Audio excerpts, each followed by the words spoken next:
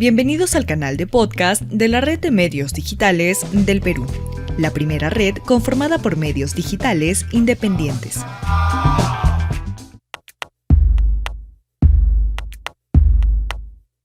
Conversamos con Alberto Bengolea, candidato presidencial por el Partido Popular Cristiano. Estas son sus propuestas más importantes. Los trabajadores agrarios ya dejaron la mesa de diálogo, ¿ok? Sí. Ya renunciaron a ella, no van a participar en el reglamento, no están a favor de la reciente ley, lo que se aprobó, y han anunciado simplemente de que al no ser convocados bajo los intereses o la expectativa que ellos tienen, simplemente van a volver a las protestas, al margen de la magnitud que éstas tengan. Entonces, esto no se va a resolver probablemente con este gobierno, va a ser herencia para el siguiente. ¿Qué hacer en este caso? Yo creo en el poder del diálogo, creo que tenemos que sentarnos, creo que tenemos que hablar incansablemente para que todos entendamos que esto tiene que ir por un conducto diferente, no de litigio sino de acuerdo. Si la actividad económica no beneficia a todos, entonces no sirve. A mí no me interesa, y ojo que sí me interesa apoyar la agroexportación, pero no me interesa significar el desmedro y el perjuicio de los trabajadores, de ninguna manera. Conflicto por Tía María. Usted ha expresado muy claramente su posición en favor del proyecto minero. ¿Cómo en un eventual gobierno suyo podría tratar de solucionar este conflicto, que ya 3 gobiernos no pueden hacerlo, sin imponer? Es imposible arreglar esto, entonces no hagamos nada, que quedémonos con los brazos cruzados y que continúe la pobreza y que continuemos todos mirando cómo podríamos tener la gran capacidad de generar riqueza y trabajo para los peruanos, pero como algunos no quieren y es imposible ponernos de acuerdo, entonces no lo hagamos. Bueno, no, perdóname, mi formación me revela frente a eso. Yo encuentro problemas, identifico soluciones y voy a solucionarlo. Eso es básicamente lo que hago. ¿Cuál sería esa solución? Si me permite, Mabel, acabo de estar en Arequipa y acabo de desarrollar el tema largamente con varios de tus colegas, así que vuelvo otra vez al tema.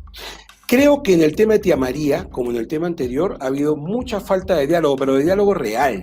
O sea, esto comenzó con un Ollanta Humala que comenzó diciendo una cosa, después dijo otra, y después dijo ni una ni otra, y después hizo el muertito, que es más o menos el libreto que han seguido los siguientes presidentes. ¿No sé, te acuerdas? Primero dice el agua, después dice el oro, después dice no, y desaparece.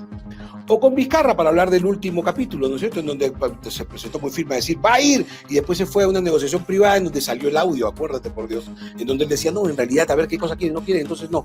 Este tipo de presidentes populistas, yo por lo menos me siento muy alejado de ellos. Es decir, el estudio de impacto ambiental del proyecto Tía María, que provocó el conflicto, tuvo en su momento 138 observaciones.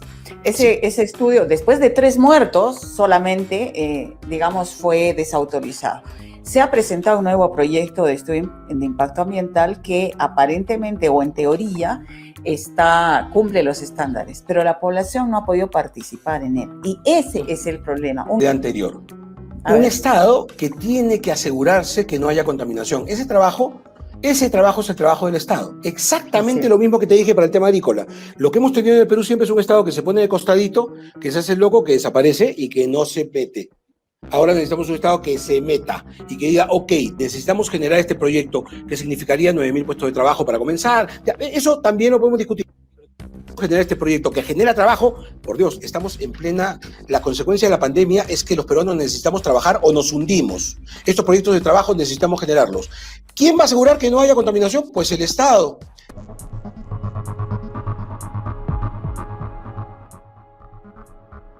La primera pregunta es que usted en una entrevista se ha referido que el gobierno militar no tenía ideas colectivistas, ¿no? Uh-huh.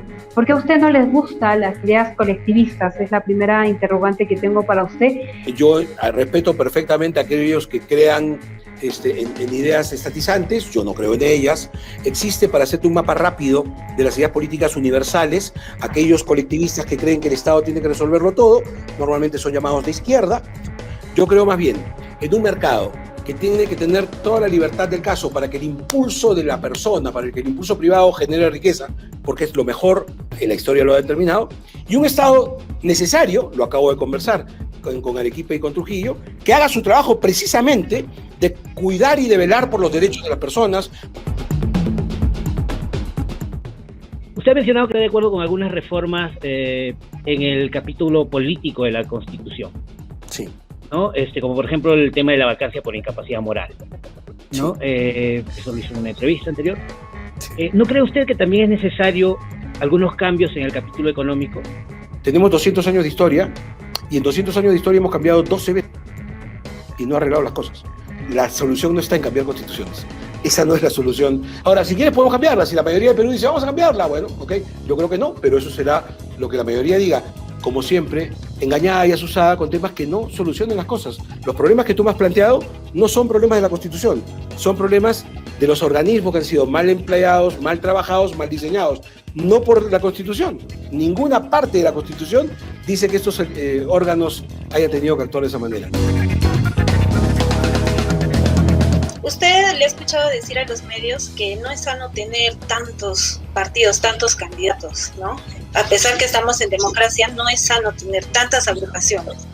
Yo sostengo, si nosotros damos una mirada a los países, a ver cómo, para no ofender, a los países políticamente más desarrollados, tú te darás cuenta que en esos países hay 2 candidatos presidenciales, 3, 4, ya 5.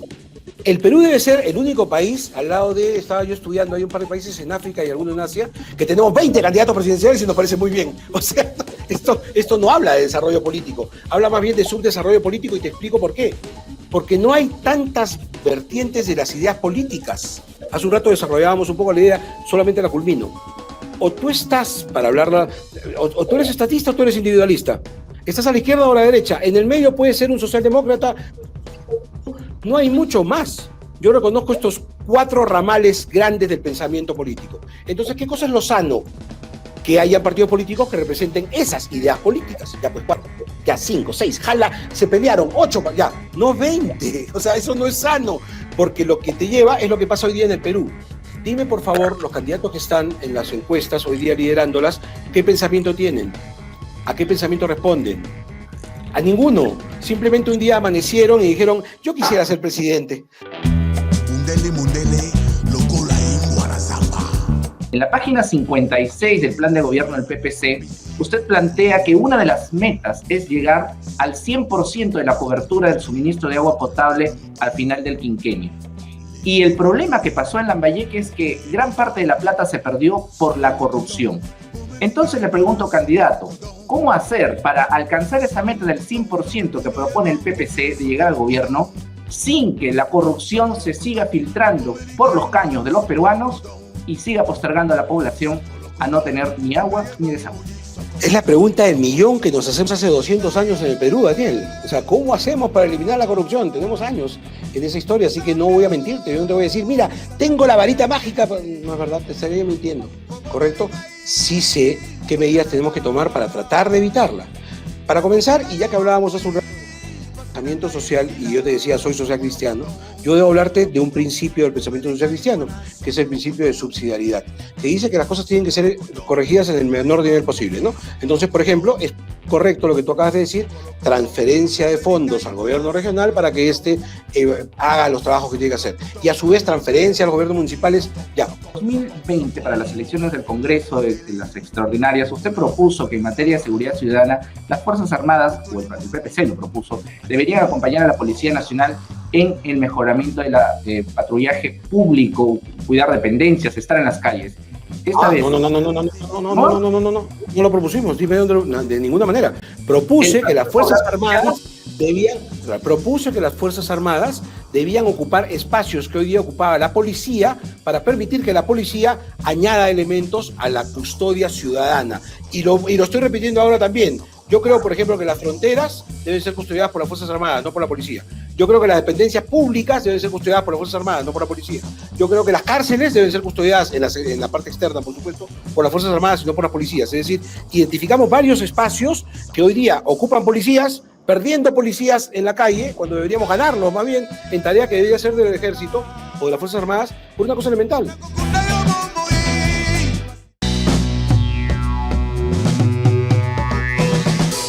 Acompáñanos en nuestra próxima edición. Somos la red de medios digitales del Perú.